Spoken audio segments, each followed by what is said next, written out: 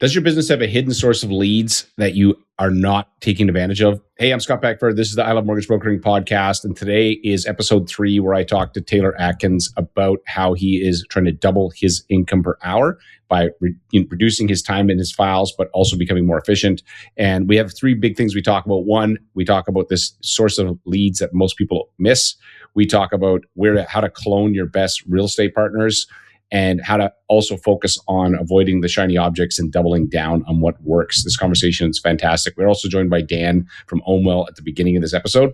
Before we jump into it, I want to give a shout out to our sponsor, which is Ownwell. Ownwell is an amazing tool for Canadian brokers. It allows you to send out these amazing reports that have shows the buying power, home equity. It's very engaging for clients. And more recently, they now have this feature that shows you all the hot opportunities. And those hot opportunities are based on engagement. So the people that are really engaging with your reports. And also if there's a calculated savings based on their current interest rate and how much time they have left in their mortgage. And it's been printing money for a lot of brokers. If you're interested, check out ownwell.ca/Scott and check out this conversation with Taylor.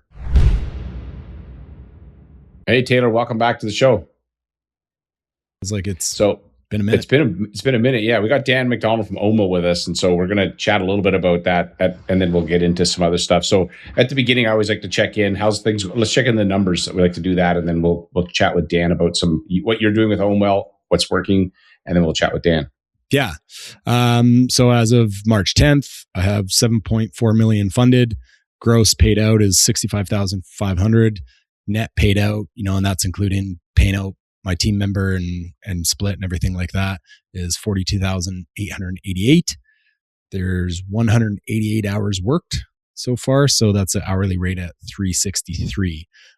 So it is declining a little bit from last time, but I think we put in quite a bit of work this last month to kind of fill the funnel a little bit. I don't know what other brokers are like. It seems like it's a little bit slower this kind of winter for me. So the project was basically Ownwell. So on the last episode, we kind of bounced some ideas around on how to fill those seats.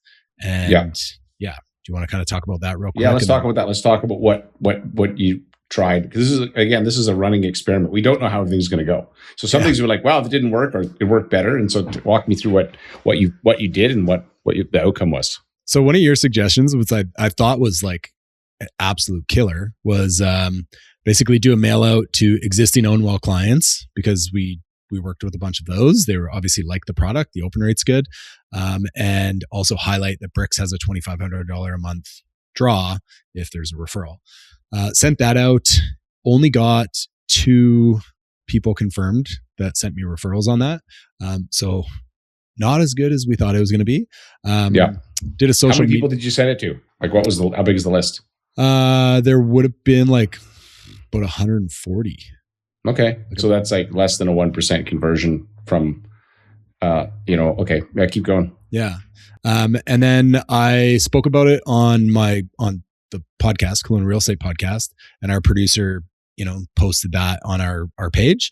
I got 1 directly from the audio podcast, which was actually a pretty good lead. And then I got 3 from the social media post. And then where we got the other, so we added 58 seats in the last 40 days, which is, I think was pretty good. That's good. Yeah. Where did the other ones come from? Yeah. So we got 53. This was the obvious low hanging fruit from previous clients, whether it's funded or hasn't. Like, we have all those old mortgage statements already. So if we, underwrote a file and it didn't fund, we knew that they had. But they were willing to give you their mortgage statement information? Yeah, we had this from the previous years. Or if there was a client that had non-subject properties that we just were overlooking. So we put in all that data. And so, we now added 58 people to Ownwell in the last 40 days. So I think next steps would be the landing page, which I'm sorry, Dan, I still have not been that proactive. I do have a meeting with my financial advisor that I partner with. And then, as we discussed, like a mass mail out to my podcast mail out list, which might get some better traction. And then how big is your email list for your podcast? It's like 3,500. That's good. Yeah. And you haven't emailed him with this yet? No. No. Dude, like what the heck? Yeah. So that's next. And then the last one we discussed was buying from a previous broker, like buying that introduction of, hey, Taylor's taking over the business. Yeah. Interesting. How did that one go? Nothing yet on that one? I'm just waiting for him to basically do the intros. Yeah. I see. How big of a list will that be, do you think? I think he only has about like 40 to 50 that would be relevant, that funded in the last couple of years. Yeah. Okay. So Dan, how's it going? It's going great. And actually, talking to Taylor was what gave us one of the key insights that resulted in us building what we're just about to launch in the next week or so here.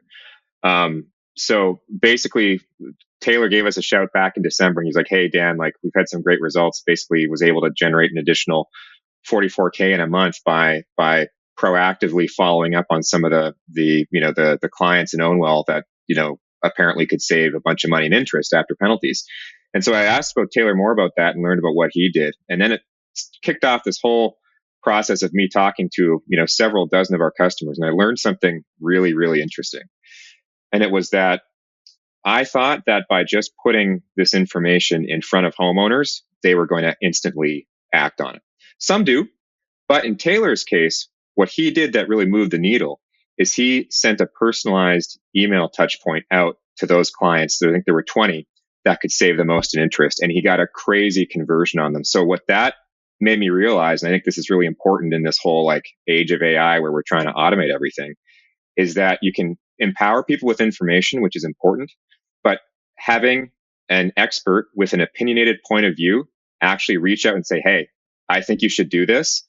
That's what gets people to act. And I think there's like a kind of a deeper thing here with AI that like that is what the role of the mortgage broker is going to be in this age where, you can automate all the number crunching and automate all the data mining, is having that personalized outreach on top of it that gets them to stop just sitting on the fence and take action. So we're actually building a feature around that right now that basically automates that opportunity detection and follow-up that Taylor's been doing manually, and a lot of our other really top performing customers are doing manually. That's now going to be an automated feature within the next week or so. So pretty excited about that. Amazing. Yeah. So basically you're always take what your best customers are doing and then just figure out how to apply it at scale. Right. Exactly. So that's amazing. Any other like thoughts on this, Dan or Taylor? Well, I think there's another thing that we're seeing that's quite interesting is as we built this feature, not only are we surfacing those clients who seem to have like the most obvious refinance opportunities, but we're also surfacing those clients who are taking a disproportionate amount of action within their monthly reports. They're spending a disproportionate amount of time reviewing it and clicking on stuff. That suggests that that person might be thinking of making a change soon, even though on paper you might think, hey, like, it doesn't make sense for this person to refi right now, or, they're not in a position to move up or whatever. As we know, life happens regardless of the market and where you're at in the mortgage cycle. And so we're now surfacing the most highly engaged clients to the broker as well, because we think that's an optimal time for them to just reach out and say, hey, like, noticed you've been really spending some time reviewing your reports. That's great. Is there anything I can help you with? So that's going to be the focus this year, is just finding more and more of those signals where it makes sense for a human, the mortgage broker, to just touch base with something personal. Right. And make it easy for them to be able to do it. So it's just like click a button and, make the next step happen. Well, to that end, I learned something very surprising. And over the past couple of weeks, I was talking to the owner of a brokerage about this feature, and he explained to me that a lot of mortgage brokers, if they have lived through the COVID era, at a time when deals were just flowing to them, a lot of the times these folks don't know exactly what to say to a client when they notice something like, a big savings potential net of penalties, just because they haven't had to create these kinds of deals from scratch before. They're used to having them just flow to them. So that was another interesting thing, is like, hey, we can surface this stuff, but unless you know what to say, you might not act on it. So that's another thing that we've implemented, is this automated outreach and communication. Amazing. Something else that I stumbled upon this week was I get probably about 5 renewal calls a month, right? Client just saying, hey, I'm with existing lender, here's the renewal. I probably don't have the best strategy, but I usually look at it like, are there any pain points? Do we need to restructure debt? Do we need to lengthen ONAM, equity takeout, et cetera? If there's not, and you just want the best rate, then I usually confirm if it's a good offer or not, or I can take you to a different lender, or I can help kind of leverage that bank. But it just seems like such an empty conversation at the end. If it's like, oh, congratulations, like I helped coach you to get a better rate. Although I'm getting referrals from them in the future because they want, somebody honest and trustworthy on their team. Now, Ownwell is such a great piece of that, is like, okay, yeah, take that renewal and run. That's an amazing offer. I can't touch that. However, once you get that renewal locked in, why don't you send me over the confirmation? I'm going to now upload you to Ownwell. We're going to track this in the background for you, because there will be an opportunity in the next, 12, 24 months, whenever that comes up. That's good. But like, that's kind of the value add. Instead of a empty conversation where I spend 20 minutes kind of just coaching someone, now I can finish with, hey, I have your mortgage statement, right? Like, I'm just going to input this for you. So, right. Yeah. You can continue to build that relationship over the long term. It's amazing. Dan, any kind of last words, anything you want to like share to Taylor or our audience? I think it's pretty cool what you're working on right now. Yeah, no. Well, I've been really inspired by like Taylor and a number of our other customers. They're really like pushing the limits of what's possible with getting people into Ownwell. And I guess what I wanted to share is, I know that getting homeowners to act isn't easy, but I think that's the opportunity, right? Like, there are so many homeowners out there right now who are not getting any communication from either their bank or their broker or their realtor. And I just see that as such a massive opportunity. And like, some of these experiments that you and Taylor are trying is so cool. And I do not see many people doing that type of thing right now. So I think for the type of person that's motivated to try stuff, it's massive. And I'm excited to see what you guys do next. Yeah. And some of them are going to work better than others. Apparently that did not work as well as both of us thought this was a killer idea. So yeah. We'll have to, maybe we can retool it, Taylor. We can chat about that and then try something else. But, yeah, anyway. Well, thanks, Dan, for joining us. We appreciate you. Thanks, guys. Take care. See you, Dan. Bye. Okay. So yeah, awesome. Go ahead, Taylor. Yeah. So do you kind of want to talk about like next, roadblocks we're running into, I guess? Yeah. What would be your big roadblock right now? Yeah. So one thing, I think it is a bit of a slower start to this year for me. Last year was a bit busier. I would love to bring on like one more good producing referral partner. Specifically, probably like a real estate agent. I generally do not go after that.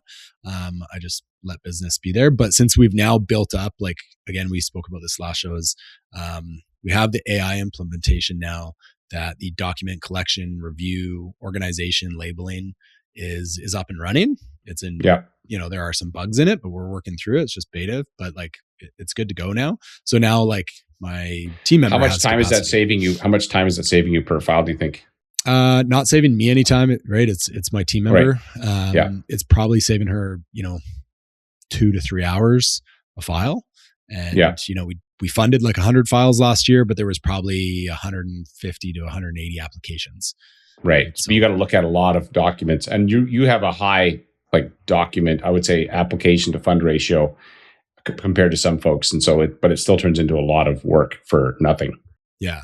So now that we kind of have that capacity opening up on her side, I would like to try and bring someone in to fill that funnel a little bit. So yeah, any ideas? And I don't want to just like, I have some ideas on real estate agent stuff. So if you're thinking in particular, so you have some real estate agents right now that you're working with, right? That trust you. Yeah. Like, how many would you say refer you more than 5 clients a year? Any? Probably like really just one that feeds me a ton. Yeah. Right. And it's probably your podcast host guy. No, it's not. No. Okay. Really? Okay. Yeah, so that's the funny thing. That's interesting. Okay. So there's an opportunity there. Hey, dude, like, let's do more business, unless he doesn't have it. But the second thing I would think is that this your top referring person, the one strategy I found works well is you go to them and say, hey, look, if you got clients in another, you live in Kelowna, but if you got clients in Vernon or other places, they go, who do you use? And so what you do is you ask for introductions from who they've successfully referred people that they trust. So if you've got Realtor A, that you have a good relationship with, they're obviously good at what they do. If they have somebody that they refer to in another market, people that move to Calgary, for instance, people that go back and forth or go to Vancouver, they probably have a connection there and say, hey, would you mind introducing me? Because I like working with you. And if you respect them, I'm probably going to work well with them. And it's the easiest way to duplicate your best partners and you're not competing with them because it's in a different market. Like they're not going to be selling houses in this out external market, right? So interesting there. I should have my Alberta license any day now. So that's a pretty good option.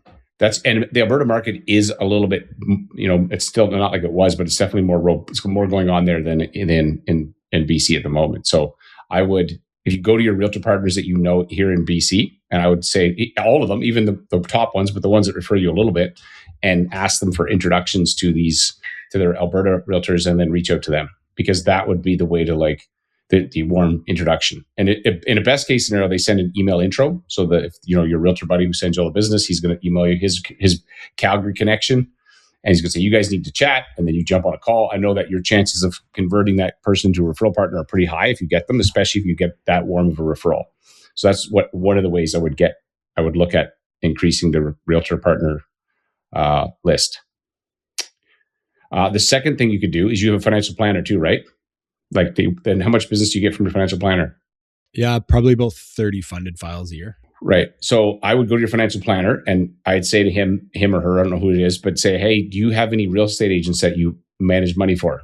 First off, it's probably a small number. If I hate to say it, but because most real estate people are very real estate, but if he has real estate agents in his book of business, that could be somebody you want to talk to, because again, there's high level of trust, but also the fact that they have a financial planner says a lot about how they think about money and how, because I know how you think like an investor. You're not just a short-term kind of guy.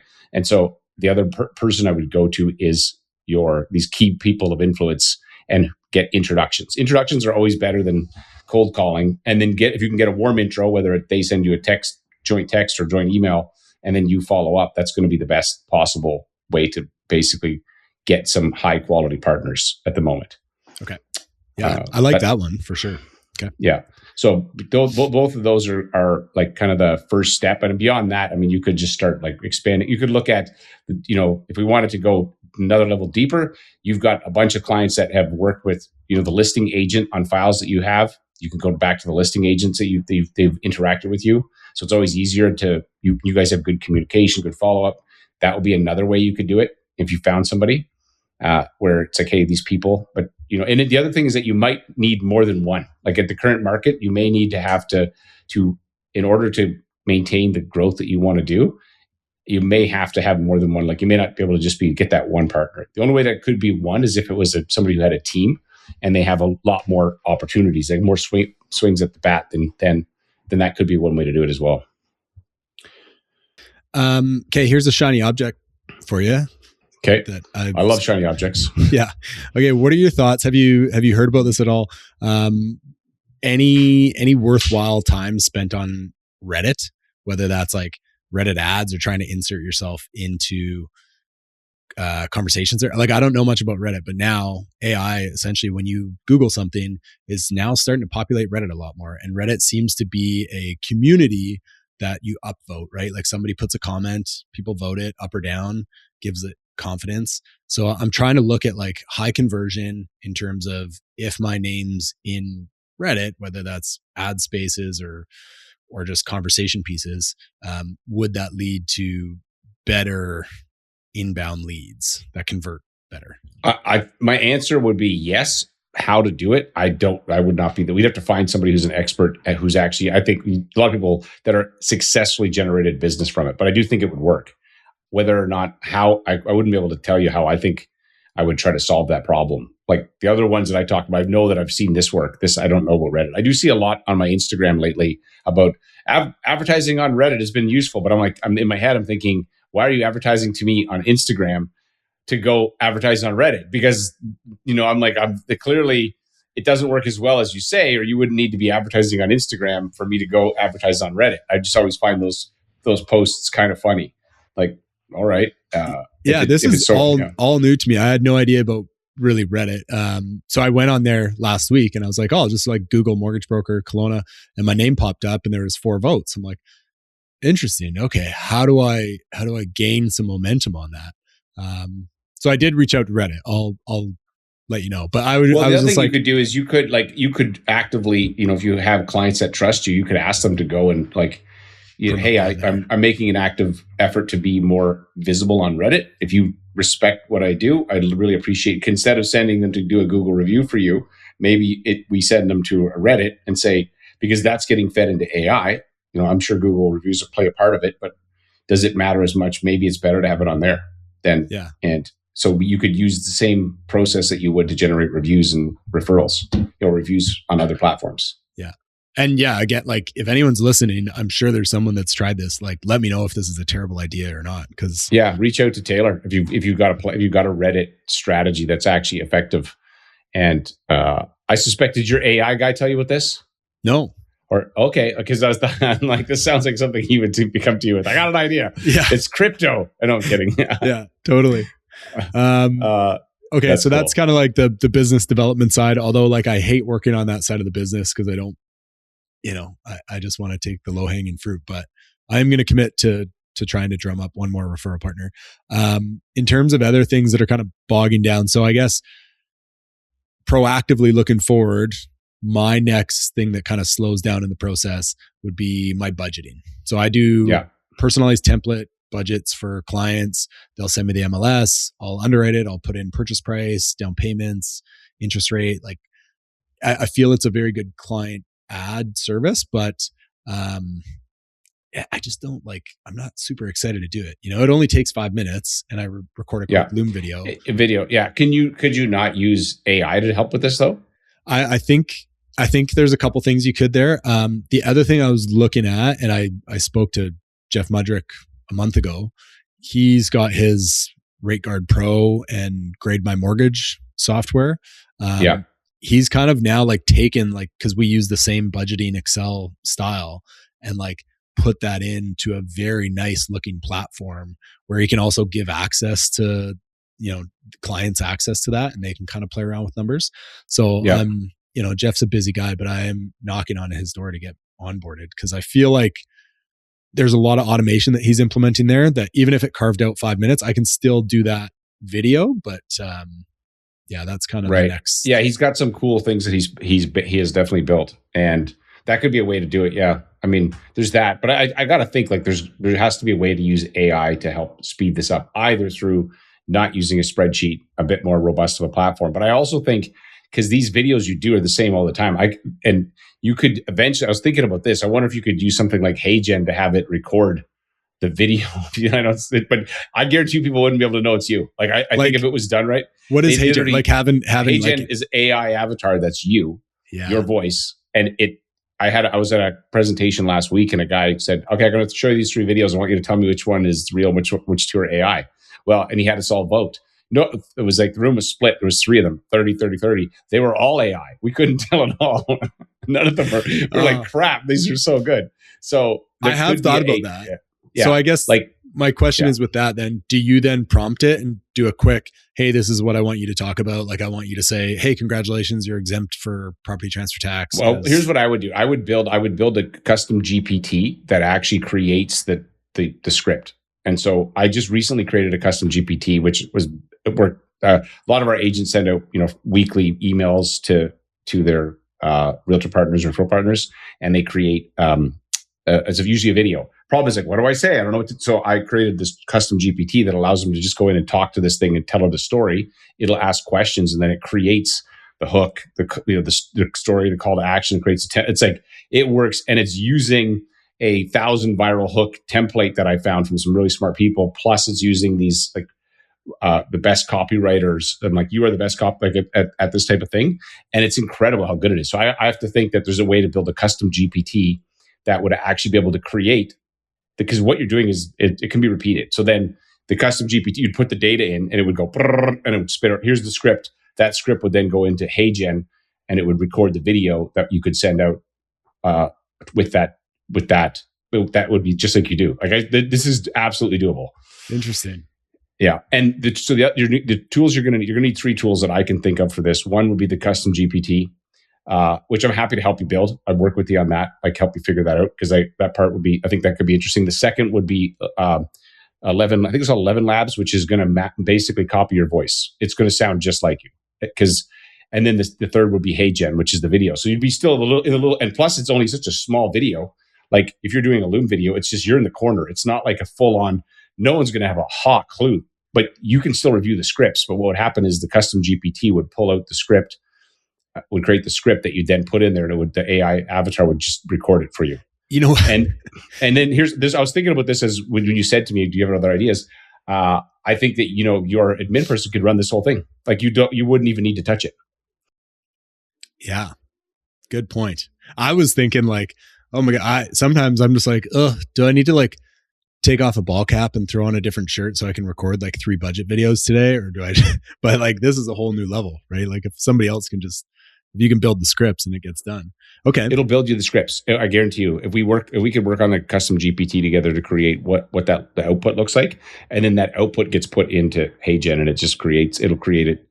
And it's really good. And I can't imagine that you're like, especially given that it's a small window of a video, it's just in the corner. There's no world they're going to know. You can barely tell now if you see it in big, let alone if it's just a little thumbnail, right? God, I hope my clients aren't listening to this podcast. Well, here's the thing. They just want the information. At the end of the day, it's still your brain that has to go into putting this whole system together. Yeah. Right? It's still your brain. And I would still check it. I mean, I think especially for the first while, you're going to want to check the outputs and make sure they make sense, because it's not like it can always be. But I think a custom GPT could potentially make that work.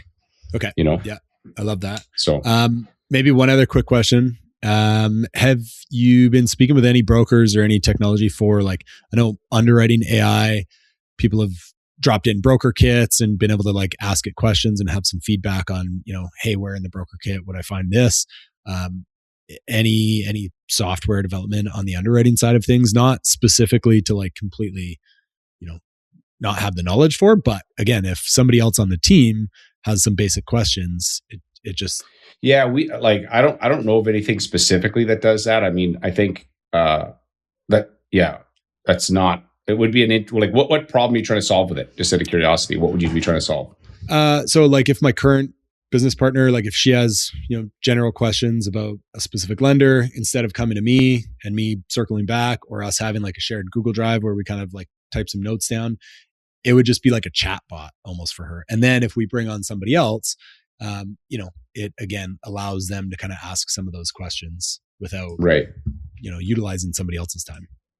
Right. I mean, I don't know of anything that exists currently. The problem is that we both know that even though you have policies, there are exceptions that you get sometimes based on your relationship, sometimes based on, so there are like it would give you the policies. I don't know how it would bake in exceptions. Like, like that's more the human element, it feels like to me. Whereas, but you could get pointed in the right direction, I suppose. I mean, we've talked about this because our underwriting coaches look at hundreds and hundreds of files and on all different varieties. It would be interesting to feed that into some sort of an AI model where we take that. But again, there's exceptions, and it's like, and it just changes. How do you? Yeah, it changes, right? So it's not. I'm not sure that that's the. I don't know. I don't have a solution for that I can think of, or anything that I've seen. I know that there's underwriting being done in the U.S. in particular, but they have database. They have access to more data than we do. So in Canadian markets, there's a lot of stuff that you can't just go and pull somebody's employment information from, one of these big payroll companies. They won't let you do that. So there's a lot of information that's kind of hidden, and so us as brokers have to gather it all. Part of our value prop is we gather all this information so that we can then package it to send it to a lender. But in the US, from my understanding, a lot of that stuff, you can click a button and it can confirm your income, because it'll just go to one of these payroll companies and go, yep, that's correct, done. And you're like, wow, that was easy, right? Whereas we have more PETA rules here. So I think, but in any case, I don't have a solution for you there, brother. But I think there might be something on this, or even just maybe you can't get rid of you can't eliminate the entire video process, but maybe there's a way to cut it down some more or make it run smoother, faster. Yeah. So that could be an interesting thing for us to play with. Okay. So for now, I'm going to work hard to onboard another referral partner through my. I think you should go for more than one. I'm just going to push you on only because you don't know, you may have to onboard, honestly, you might want to onboard 4 to get one good one, because you don't know, people will say to you, oh yeah, for sure, Taylor, I'm going to do it. And then you're like, and if by the time you realize that they're not they're not referring, it might be like, I wasted another month. So I would make the number bigger, and then it'll all shake out to the best one will show themselves within 60 days kind of thing. That's the only thing I would say. Like, don't be like, I got one check, like, because you can always, that's how I would take it anyway. That's what I would do. Okay. And then, you and I will work on this custom GPT. Yeah. Awesome. Cool. Well, I'll reach out to you after and we'll chat about that. Okay. Sounds good. Okay. Thanks, man. Always fun chatting with you about these, and looking forward to our next talk. Okay. Thanks, buddy. I'll talk to you soon. Hey, thanks again for listening, and hopefully you were inspired by that conversation. And, I always love talking to Taylor. He's a smart guy, and he's always finding ways to improve things. A couple of things. First off, if you are listening to this and you want to get in part of we do a mindset call every day, and Monday to Friday. You can join that. Hit me up on social or click on a link to this, and we go through different books. Right now, the book, depending when you're listening to this, we're going through the book Exactly What to Say, which is this fantastic book on scripting. And there was one made for real estate agents, but there was never one made for mortgage brokers. And so there's a group of us mortgage brokers that are going through this and essentially reworking that book into scripting for mortgage brokers. It's a powerful program. If you're interested, check that out. As I always say, there's no problem in your mortgage business someone else hasn't already solved. Your problem is finding the answer when you need it. This podcast is designed to provide some of those answers. Thanks for listening, and I will see you on the next episode.